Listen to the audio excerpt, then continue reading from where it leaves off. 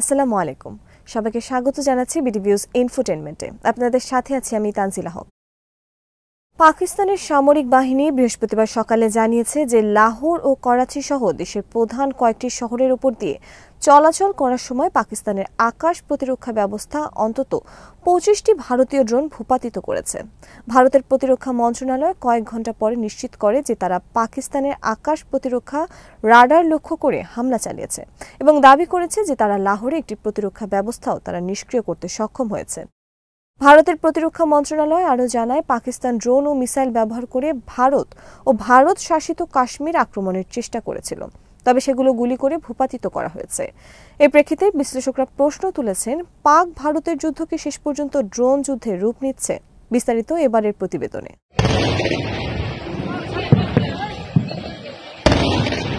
এই ড্রোন হামলাগুলো পারমাণবিক শক্তিধর দুই প্রতিবেশী দেশের মধ্যে সাম্প্রতিক উত্তেজনার সর্বশেষ উদাহরণ।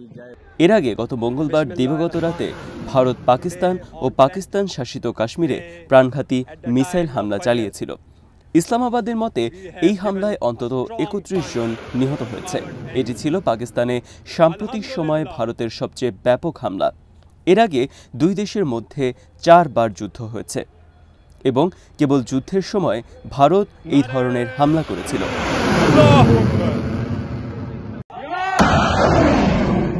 রাতভর উভয় পক্ষের ভারী গোলাবর্ষণ ও ড্রোন হামলার কারণে কাশ্মীর অঞ্চলের সীমান্তবর্তী জনপদগুলোর মানুষ পালিয়ে যেতে বাধ্য হয়েছে।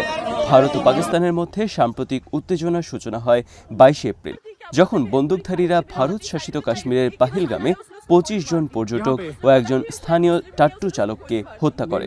ভারত এই হামলার জন্য পাকিস্তানকে দায়ী করে, বলছে পাকিস্তান সমর্থিত যোদ্ধারাই এই হামলার দায় স্বীকার করেছে।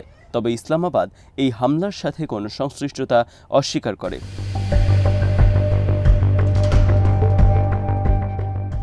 ভারতের ড্রোন হামলার বিষয়ে এক সংবাদ সম্মেলনে পাকিস্তান সেনাবাহিনীর মুখপাত্র লেফটেন্যান্ট জেনারেল আহমদ শরীফ চৌধুরী বলেন, রাতভর একটি ড্রোন ওয়েভের মাধ্যমে পাকিস্তানের উপর হামলা চালানো হয়, আর হামলার টার্গেট ছিল পাকিস্তানের সবচেয়ে ঘনবসতিপূর্ণ শহরগুলো, বিশেষ করে করাচি ও লাহোর।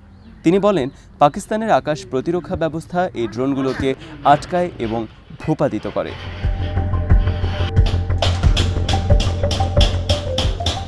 পাকিস্তান সেনাবাহিনী জানিয়েছে এমন ২৫টি ড্রোন জ্যাম করে আকাশেই ধ্বংস করা হয়েছে।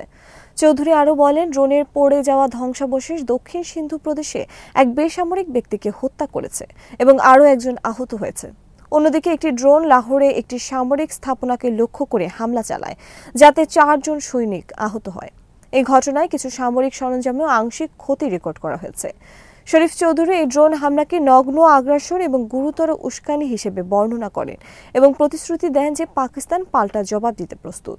তিনি বলেন, মনে হচ্ছে ভারত সম্পূর্ণভাবে ভারসাম্য হারিয়েছে এবং যুক্তির পথে না গিয়ে উত্তেজনাকর পরিস্থিতিকে আরও বাড়িয়ে তুলছে। পাকিস্তান সশস্ত্র বাহিনী যে কোনো ধরনের হুমকির বিরুদ্ধে সম্পূর্ণভাবে সজাগ রয়েছে। অন্যদিকে ড্রোন হামলার কয়েক ঘণ্টা পর ভারতের দায় স্বীকার করলেও দাবি করেছে তারাই বরং আগে উস্কানি শিকার হয়েছে। ভারতের প্রতিরক্ষা মন্ত্রণালয় জানিয়েছে, ৭ থেকে ৮ মে রাতে পাকিস্তানি বাহিনী ড্রোন ও ক্ষেপণাস্ত্র ব্যবহার করে ভারতের উত্তর ও পশ্চিম অংশ এবং ভারত শাসিত কাশ্মীরের একাধিক এলাকায় বিভিন্ন সামরিক লক্ষ্যবস্তুতে হামলার চেষ্টা চালায়। তবে ভারতের আকাশ প্রতিরক্ষা ব্যবস্থা সেগুলো ভূপাতিত করে।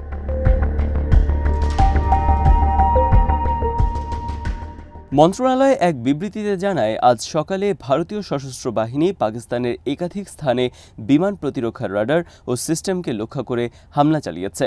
পাকিস্তান যেভাবে হামলা চালিয়েছিল, ভারত একই মাত্রা ও ক্ষেত্রে পাল্টা জবাব দিয়েছে। বিশ্বাসযোগ্য সূত্রে জানা গেছে, লাহোরে একটি বিমান প্রতিরক্ষা ব্যবস্থা নিষ্ক্রিয় করা হয়েছে। পাকিস্তান ড্রোন ও ক্ষেপণাস্ত্র দিয়ে ভারত আক্রমণের চেষ্টা করেছিল। ভারতের এই দাবির পেছনে পাকিস্তান এখনও পর্যন্ত কোনো মন্তব্য করেনি।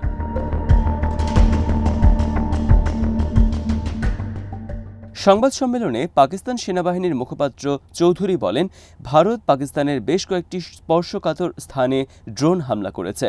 পাকিস্তান অবশ্য এর অনেকগুলোই ভূপাতিত করেছে, তবে ভারত প্রধানত যেই স্থানে আক্রমণ করেছে তার মধ্যে আছে অথবা সেগুলোর ভূপাতিত করা হয়েছে পূর্ব পাঞ্জাব অঞ্চলের রাজধানী ও পাকিস্তানের দ্বিতীয় বৃহত্তম শহর লাহোর, যার জনসংখ্যা ১.৪ কোটি।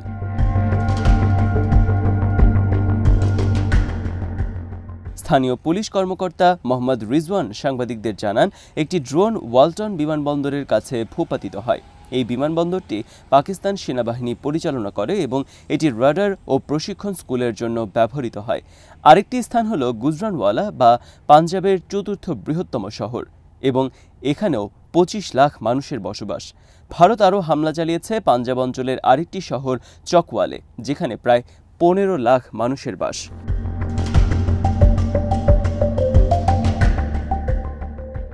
হামলার শিকার হয়েছে পাঞ্জাবের শহর রাওয়ালপিন্ডি। এ শহরেই পাকিস্তানের শক্তিশালী সামরিক বাহিনীর সদর দপ্তর অবস্থিত। এ শহরটির জনসংখ্যা প্রায় 60 লাখ। ভারত টার্গেট করেছে পাকিস্তানের রাজধানী ইসলামাবাদ থেকে কাছাকাছি অবস্থিত একটি ছাউনি শহর, যেখানে 21 লাখ লোকের বসবাস। পাঞ্জাবের নানকানা সাহিব শহরে ভারত হামলা করে।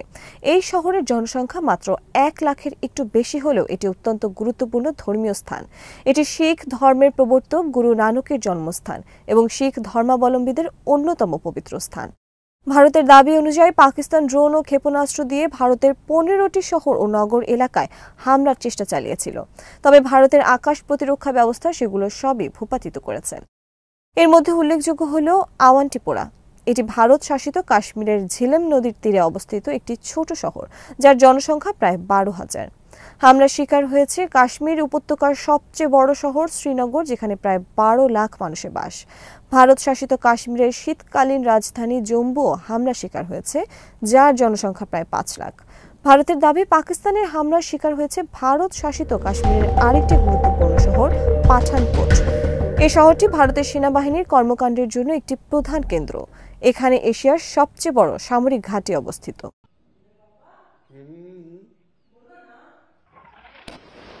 ভারতের পাঞ্জাব রাজ্যের অন্তর্গত অমৃতসরও হামলার শিকার হয়েছে। এই শহরের জনসংখ্যা 11 লাখ। এটি শিখ ধর্মাবলম্বীদের অন্যতম পবিত্র তীর্থস্থান স্বর্ণ মন্দিরের আবাসস্থল। পাকিস্তানের হামলায় কোন ধরনের ড্রোন ব্যবহার করা হয়েছে, এই ধরনের প্রশ্নের উত্তরে পাকিস্তান সেনাবাহিনীর মুখপাত্র চৌধুরী জানান, পাকিস্তানে ব্যবহৃত ভারতীয় ক্ষেপণাস্ত্র বা ড্রোন ছিল হার্প ড্রোন।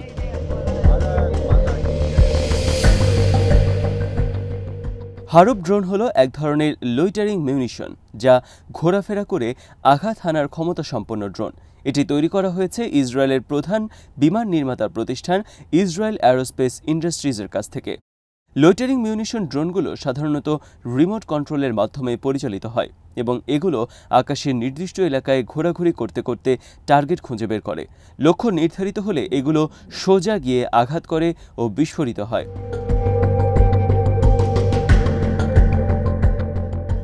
হামলার পর এই ড্রোনগুলো সাধারণত ধ্বংস হয়ে যায়, তাই এদের সুইসাইড ড্রোন বা কামিকাজের ড্রোন হিসেবেও অভিহিত করা হয়। ইসরায়েল থেকে আসা এই হার্প ড্রোনকে অন্যতম মারাত্মক ড্রোন হিসেবে বিবেচনা করা হয়, কারণ এটি সাধারণ ইউএভি এবং মিসাইল উভয় ক্ষমতা একসাথে বহন করে। এটি প্রায় 2 মিটার লম্বা এবং আকারে এতটাই ছোট যে অধিকাংশ বিমানের ডিটেকশন সিস্টেমকে ফাঁকি দিতে পারে। এর গতিসীমা 200 কিলোমিটার পর্যন্ত এবং প্রায় 6 ঘন্টা পর্যন্ত উড়তে সক্ষম।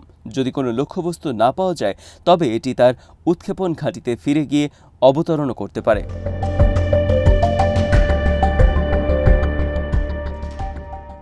ভারতের সশস্ত্র বাহিনী ইসরায়েলের অন্যতম বড় ড্রোন ক্রেতা। 2009 থেকে 2019 সালের মধ্যে ভারত অন্তত 25টি হারপ ড্রোন কিনেছে। এর মধ্যে 10টি ড্রোন কেনার একটি চুক্তির মূল্য ছিল $100 মিলিয়ন। এমন তথ্য প্রকাশ করেছে দ্য জেরুজালেম পোস্ট। ভারতের ড্রোন বহরে আরও রয়েছে ইসরায়েলি অ্যারোস্পেস ইন্ডাস্ট্রিজ নির্মিত সার্চার ও হেরন ড্রোন। সার্চার সাধারণত নজরদারি বা গোয়েন্দা মিশনের জন্য ব্যবহৃত হয়, আর হেরন ড্রোনের ক্ষেপণাস্ত্র বহনের ক্ষমতাও হারপের মতোই শক্তিশালী। দুদেশের মধ্যকার উত্তেজনার রহস্য অনুসন্ধানে স্পষ্ট হয়ে যায় যে কাশ্মীরই এই উত্তেজনার মূল কেন্দ্রবিন্দু। ভারত ও পাকিস্তান উভয়ই কাশ্মীরের কিছু অংশ পরিচালনা করে এবং চীনও এর একটি অংশ নিয়ন্ত্রণ করে। কিন্তু ভারত পুরো কাশ্মীরকে নিজের বলে দাবি করে, আর পাকিস্তান দাবি করে ভারত শাসিত কাশ্মীরকে। এই অঞ্চলটি প্রায় 22,200 বর্গ কিলোমিটার জুড়ে বিস্তৃত।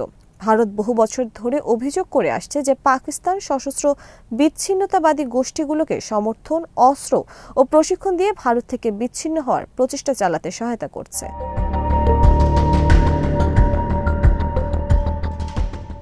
তবে পাকিস্তান দাবি করে যে তারা কাশ্মীরের স্বাধীনতাপন্থী আন্দোলনের প্রতি কেবলই নৈতিক ও কূটনৈতিক সমর্থন দিয়ে যায়। গত 22 এপ্রিল পহেলগামে ঘটে যাওয়া প্রাণঘাতী হামলার জন্য ভারত একটি অল্প পরিচিত গোষ্ঠী দ্য রেজিস্ট্যান্স ফ্রন্টকে দায়ী করে এবং দাবি করে এটি পাকিস্তানের পৃষ্ঠপোষকতায় পরিচালিত হয়েছে।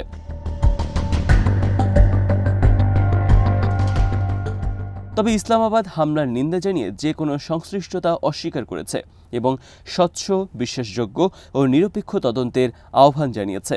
উল্লেখযোগ্যভাবে উভয় দেশই পারমাণবিক শক্তিধর এবং মোট জনসংখ্যা প্রায় 1.6 বিলিয়ন, যা এই উত্তেজনার পটভূমিতে নিরাপত্তা বিশ্লেষকদের মধ্যে আশঙ্কা সৃষ্টি করেছে যে কোনো ধরনের আরও উত্তেজনা বা সংঘর্ষ বিপর্যয় ঘটনার মতো পরিণতিও ডেকে আনতে পারে।